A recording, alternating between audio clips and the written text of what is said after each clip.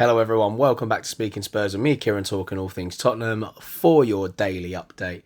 So we're going to be talking about everything that I feel is relevant that has come out today. If you haven't done so already, please subscribe to the channel. Don't forget to like the video and leave your comments below and we will talk. So let's just jump right into it. We've got 6 stories to bring you today that I've picked out of all the daily ongoing. So we'll jump in with the first one, which is former FIFA and Premier League referee Keith Hackett says Oliver Skipp and Tottenham seriously need to sit down and think about arranging a meeting with a member of the PGMO, which is the professional game match officials, to discuss his disciplinary record. So already this season in the Premier League, he has 4 bookings, which is the joint highest in the league. He also racked up 3 in his last 4 games whilst he was on loan at Norwich, which was 7 in total across the course of the season.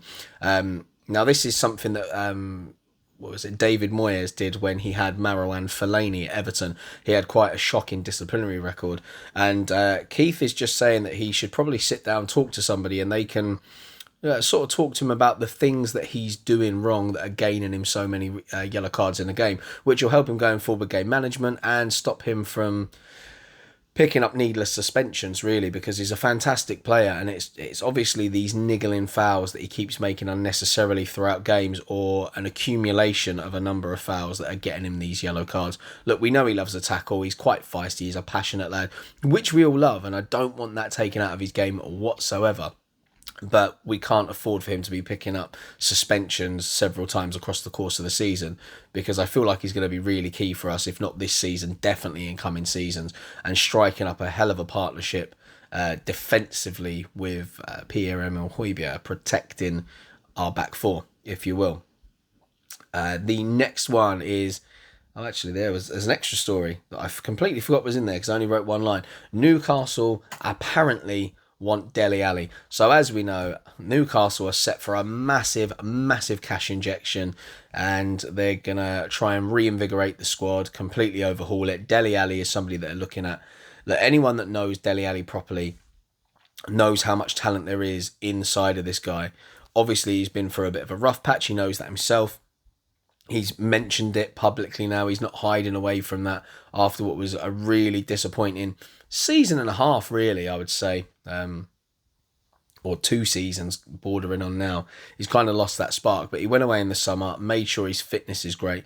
And look, yes, the fitness is good, and we've seen little glimpses every now and again of the Dele Alli of old arriving late into the box and some link-up play. However, it hasn't been consistent enough, and it's almost like he is just that willing runner in the games. Covers a lot of ground, but the quality isn't quite there that we're used to. I don't know what sort of fee we would demand for him right now. It's certainly nowhere near what we would have asked for 3 seasons ago. We would have been talking about mega money. Now it'll be interesting to see the sort of fee that we actually ask for. And it's hard to see whether Dele Alli's ever going to get back to being that player that we really want within our squad. I don't know. He just looks a shadow of himself. And all that we've got now is a fitter version of the Dele Alli we've seen over the last season and a half, 2 seasons. So I don't know where we go from here. I don't think he fits into a formation that is going to be used under Nuno, and obviously he was used sparingly under Jose Mourinho. So can we really keep a player around with all this potential if we haven't got the managers or formations that are going to use him? Because it's expensive wages wise just to have a passenger, really. I understand that there's a fantastic talent in there, but you can't keep people around on the just in case. So this is one that we could see happen if it's something that he's interested in personally. Next up, Fenerbahce want Ryan Sessegnon in January. So they actually tried to sign him in the summer. We rebuffed their attempts because he had a fairly successful loan spell last season. You would have expected him to come back and at least play some sort of part this season. Unfortunately, injuries have blocked him once again. But Vitor Pereira is a huge fan of Ryan Sessegnon, and he cost us 25 million, which, yes, isn't a huge amount for somebody of his age. But I think we would still demand a high fee for him that I don't think Fenerbahce are willing to part with. But what I do think is that if Reguilon doesn't go, which I don't think he will, I don't think Daniel Levy is willing to come down on the price for Sergio Reguilon if they really do want him back, or it's just paper talk. So I don't think he'll go anywhere. But I think Ryan Sessegnon should go out on loan again. I don't think we should get rid of him at this stage. He's still very young, and I think when it clicks with him, it's really going to click. I think he's a hell of a talent. He's a wonder kid at the end of the day, and he's just not fulfilling his potential at the moment. But I think once he really does, you are going to be looking at one hell of a player. So I don't want to see him gone, but I would like to see him go on loan again and just get consistent game time. I think staying at Spurs right now is the wrong move for him, because he's not going to get consistent game time at left fullback or even left wing, because after, Sonny, if he's out the squad, Bryan Hill is the next man in line at the moment, so it seems. So his path is blocked for now, but I wouldn't want to see him go out the door just yet. This is quite a nice story. I like this one, which is why I've picked it out. So some of you may remember our former goalkeeper, Erik Thorstvedt. You know what I'm like with pronunciation. Why isn't it just spelt phonetically for me? That would be great. So his son Christian, who is currently at Genk, he apparently dreams of a move to Spurs. So obviously, growing up, he would have been in North London, so would know the club inside out. And I'm sure his dad has told him many a story over the years. So apparently, his dream move is to come to Spurs. He does look a decent player. Obviously, Haaland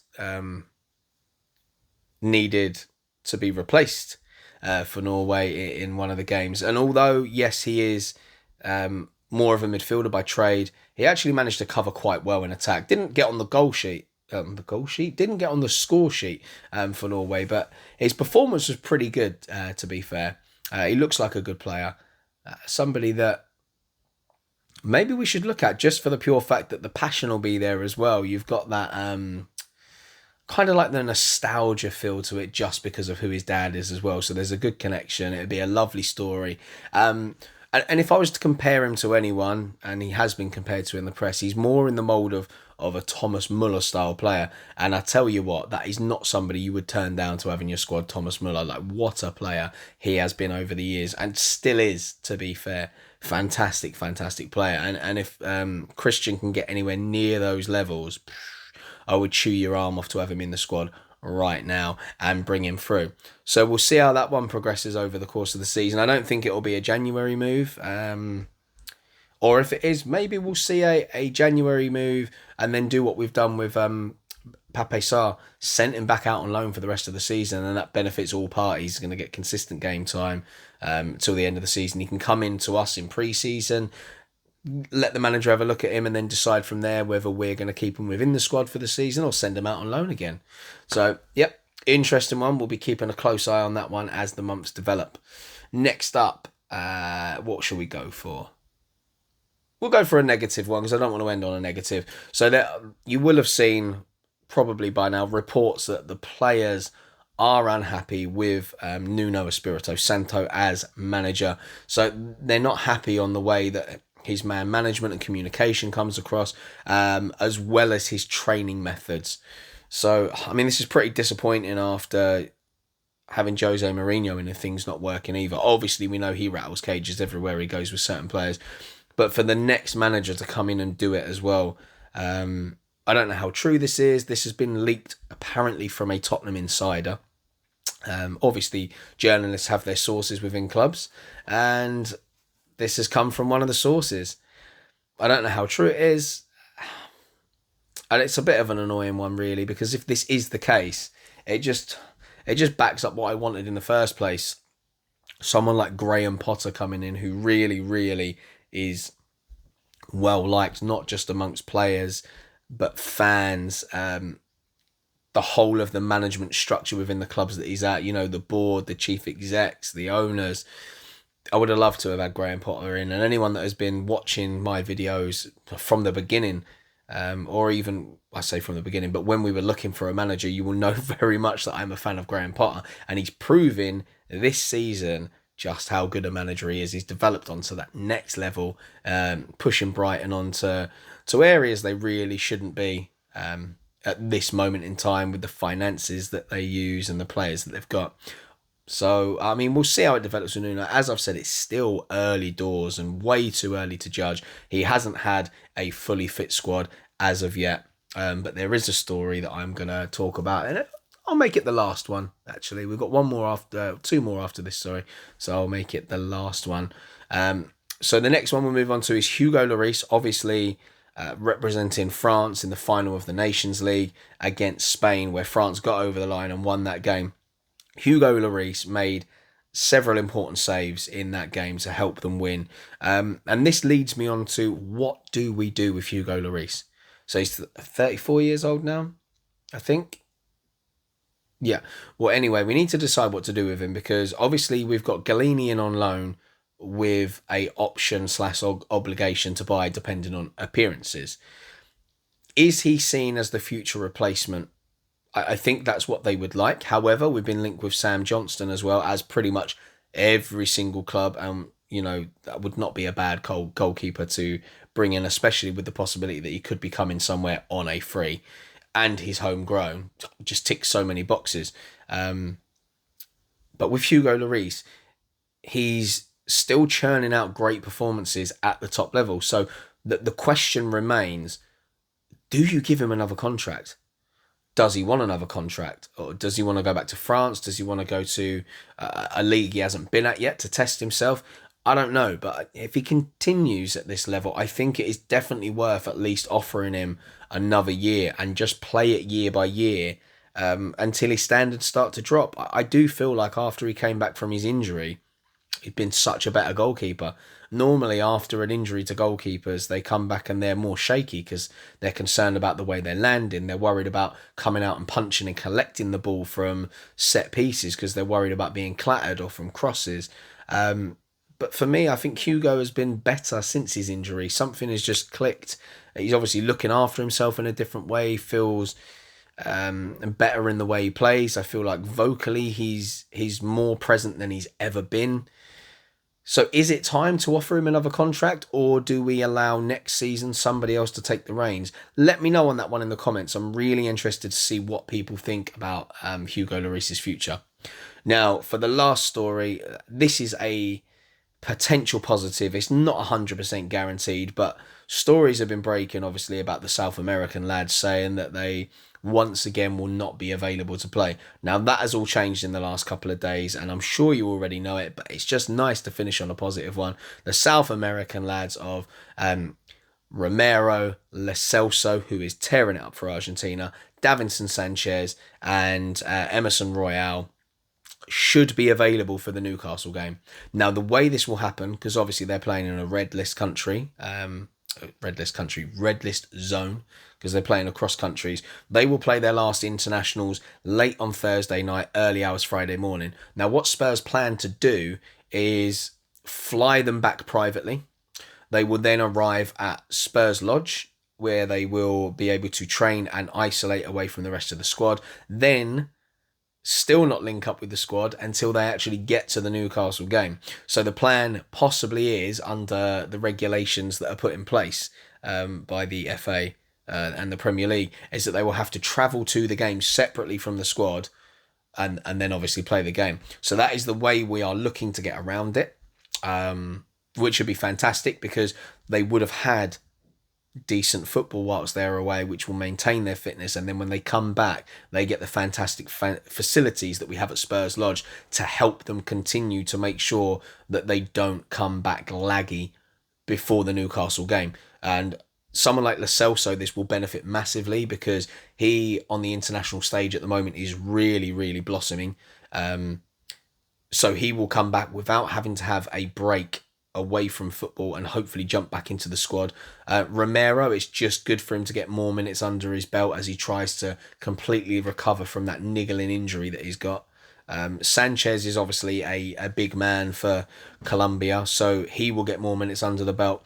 And then Emerson Royale, being around such quality that they have within the Brazil squad, can only be a good thing for him as well. And in turn, that is a good thing for Spurs. And the fact that they can come back and possibly play, brilliant. It gives Nuno more options to go with So fingers crossed that actually happens and we manage to get all 4 of those players back into the squad and not have to worry about them missing a game and losing a little bit of match sharpness and then having to reintegrate back into the squad.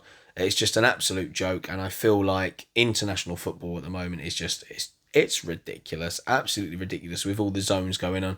I think professional athletes should be exempt because whilst they're in these red zones, they should be segregated from fans as much as they can, from players of the opposition other than when they're on the pitch. Obviously, there is the risk with players integrating. They've all come from different nations to come together within their own individual squads, but they're all tested constantly anyway. And as long as their personal hygiene is good and they're washing, there's no reason why they should be transmitting infections from one person to another. So, yeah, pretty much all positive news there, bar the players possibly being unhappy with Nuno and could cause a mutiny amongst the squad. That's a massive negative if that's true. But the rest of it, all positives. Thanks for sticking around today. That is your daily update. I will be back with you tomorrow, bringing you more news. Thanks for sticking around. Don't forget to subscribe, like, and comment. Stay safe, and until tomorrow, come on, you Spurs.